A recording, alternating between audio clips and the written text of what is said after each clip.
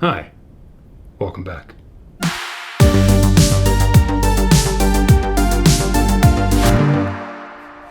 Hey, welcome to our second video. If you haven't seen the first one, you can go back and check out the welcome video that we did before.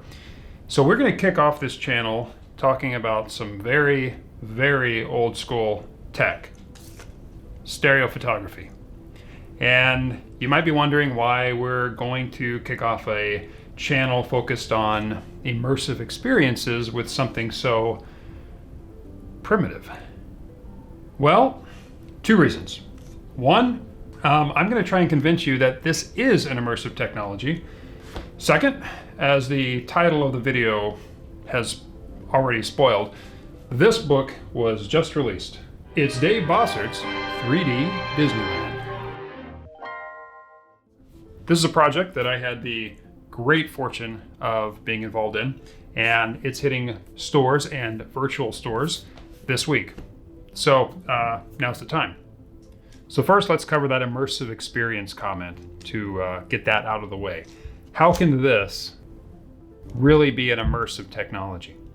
When you're talking about any kind of immersive experience, time, place, context matters. Stereo photography was invented in the 1800s, illustrated here by this lovely painting by Jacob Spool from 1868. It's hard to imagine how somebody in the 1800s would have reacted to seeing one of these things for the first time. These people didn't have penicillin, scotch tape, or deodorant, but they had 3D photography. Think about that, right? Taking the context and the time period into consideration, looking at a flat piece of paper and seeing the world in 3D is magic. And the simpler the surface, the more magical it feels. We expect this to be immersive and amazing, and it is, because it's full of technology. But it's not surprising. We expect it. No one expects this to be immersive. That's why it feels magical, and that's why it's so fun. You feel like a goofball when you put these things on. You're already sort of surrendering to making yourself look like a goober, although I would argue that this is actually potentially worse in that case. But once you put these on, you know, okay, we're doing something out of the ordinary. And it's surprising, and it's magical, and it's immersive. So I've been goofing around with 3D photography since around 2008, 2009, which was actually right around the same time that I got into game development. So I built a few different camera rigs like this, and got involved with the Flickr 3D groups, where I learned all about how to wire up a camera for the Canon stereo camera hack, how to build a rig out of very inexpensive point-and-shoot cameras, how to integrate StereoPhotoMaker software into my workflow.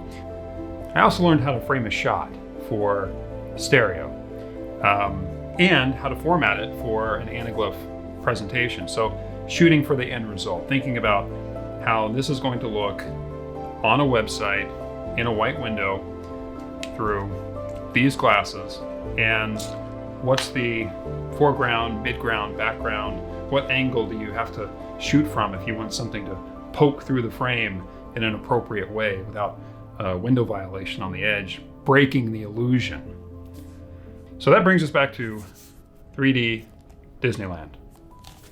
This is a book by Dave Bossert, and it features an amazing collection of vintage photos by Ted Kiersey. If you aren't familiar with Dave, he is a former Disney animator.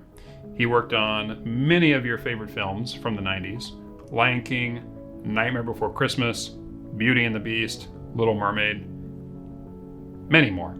He's now a historian and an author creating books about Disney history. Dave has given a lot of great interviews about this book and others, and I would encourage you to check those out. But in short, Dave and Ted used to work together as animators at Disney. And Ted was also a stereo photography enthusiast, and he went back to Disneyland, many times over the years, bringing his stereo camera, starting in 1955, 3 days after the park opened. So Ted had shown these photos to Dave at one point in their career together, working 25 years ago. And Dave said, hey, we should turn these into a book someday. And this is the result. So that brings me to the Puzzle Fox connection. In early 2019, I was planning a trip to Disneyland with my family. And I had been just, reading and listening to as much stuff as I could to kind of refresh myself on all of this Disneyland history, mostly so that I could bore my family, every 10 steps. I could stop and point out something that is really only interesting to super nerds. So one of my favorite podcasts to listen to is Connecting with Walt, which is part of the Diz Unplugged network of shows, link below. And one episode I was listening to an interview with Dave talking about a book he had written on 1950s Disney studio furniture, which is actually a really interesting topic. And Dave has a book that you can learn all about it. At the end of the interview, he mentioned that he was working on this 3D Disneyland book, and he gave a little bit of history about it.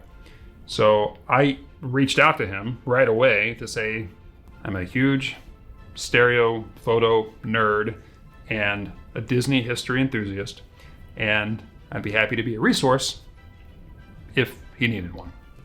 So there were 3 ways that I was able to contribute to this book. The first one was in converting Ted Kiersey's original vintage slides into anaglyph images. The next way I was able to contribute was by actually contributing some of my own photos. The third was to convert 2 licensed images of Walt Disney into 3D using modern technology. The images that Dave had picked were images where there was a very strong foreground and background. And so it made it a very sort of clean process to select Walt, select the background, push them apart, and then use liquefy and nudging and perspective shift changes, very, very small ones, to create what was a convincingly stereoscopic image.